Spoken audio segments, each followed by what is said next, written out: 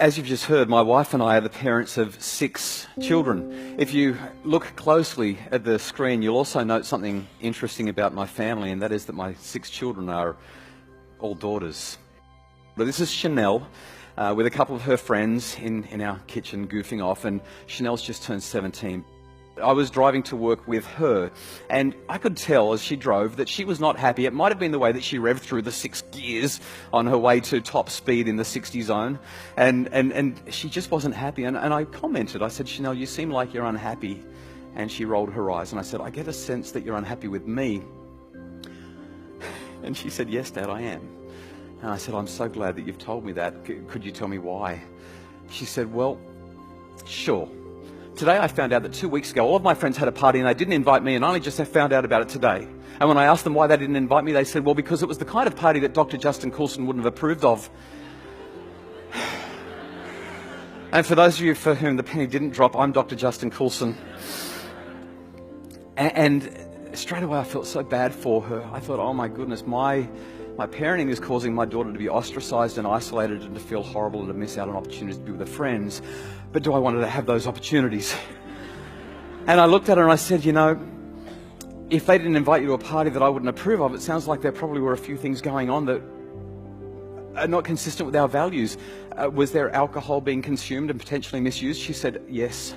I said, were there other drugs being consumed and potentially misused? She said, almost certainly.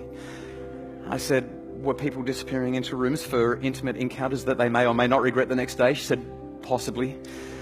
I said, well, I'm really glad you weren't there. And so I said, do we need to revisit the rules? She looked at me, she said, Dad, I know why we have the rules. I've been part of the conversations, remember? I said, okay. I said, I want to ask you a tough question. You're nearly an adult. You're a year and a bit off being an adult. Now, I think these are good rules, but do we need to rethink the rules? And then I waited and my heart pounded. And eventually she said, Dad, I don't like the rules. And my heart stopped. And I said, And I started to think of how to respond. And as I was thinking, she jumped in and added something else for me. She said, right now, Dad, I don't like the rules one little bit. But they're good rules.